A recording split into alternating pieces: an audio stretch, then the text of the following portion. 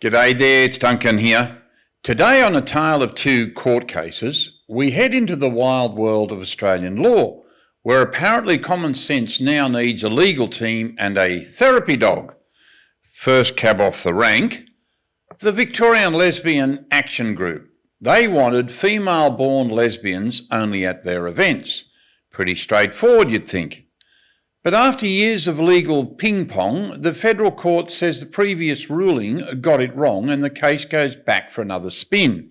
In other words, nobody wins except the lawyers. Meanwhile, in the other corner, we've got the Giggle versus Tickle showdown. Roxanne Tickle wins a discrimination case against Saul Grover's female-only app, Giggle for Girls. Now, I don't know about you, but are we observing the Australian legal system attempting to rewrite biology? Apparently, there are dozens of genders online.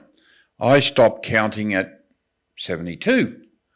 Yet, somehow for thousands of years, humanity managed with male and female, except for the occasional fish doing strange things near coral reefs.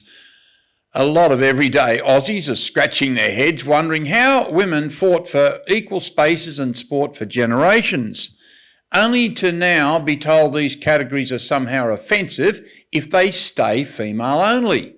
And look, regardless of where you stand politically, most people just want clarity, fairness and a little common sense.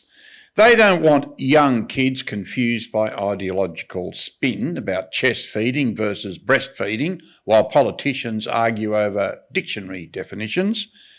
Now, as for sport, common sense seems to be creeping back with transgender athletes increasingly restricted from female categories worldwide. Turns out biology still bats pretty well.